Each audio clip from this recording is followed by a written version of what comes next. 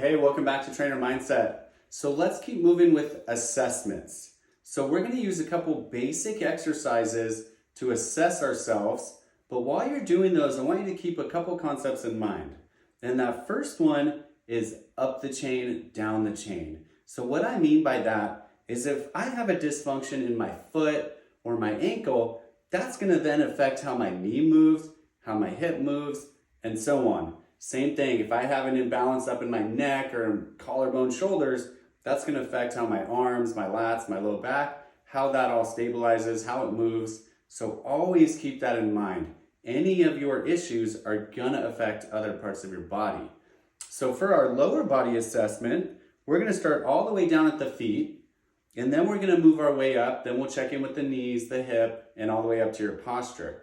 So to do that, just two simple exercises we'll do. They'll be in individual videos, but we're going to start with a squat pattern. So with our squats, if you haven't done them before, I do recommend putting a chair behind you, the couch, or something you can hang on to.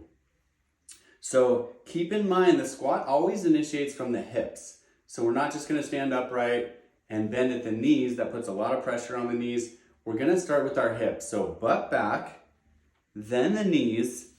And for the assessment, I want you to just go as far down as you can comfortably.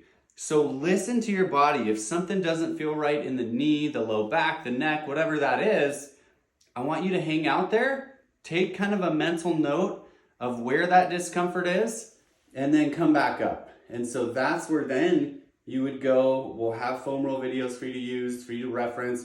You'll do a foam roll and a stretch technique. Then you'll come back and see if you can get down further. But let's assume that you can get down pretty far. And when it comes to squatting, I do believe that the ultimate idea is to be able to go to the bottom to where it's a rested position. And for me, I have to kind of use my elbows, push the knees out. Otherwise, my feet are just going to turn way out or my heels are going to lift off the ground. That's not what you want. But if you do have the flexibility and you can sit all the way down, then I want you to stay there. So stay at the bottom of that position long enough that then you can start getting those cues from your body. So if I sit there long enough, I know for me it's my right ankle. I have an injury history there. I know my right ankle, then my right knee. That's what's gonna need treatment. I hate foam rolling those areas because that's the most painful.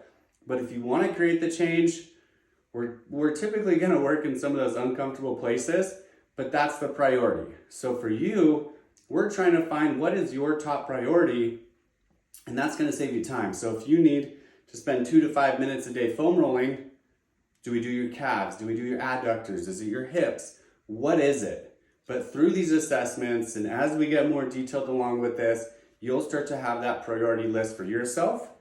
So next video, we're going to use, you don't need much. You probably have it in your house. You can even use just a step.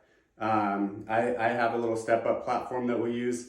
But we're gonna get from the 2-leg squat, we're gonna progress that, challenge you with the 1-leg step up, and see how that balance is and see how you move when you are a little bit unstable. So see you in the next vid.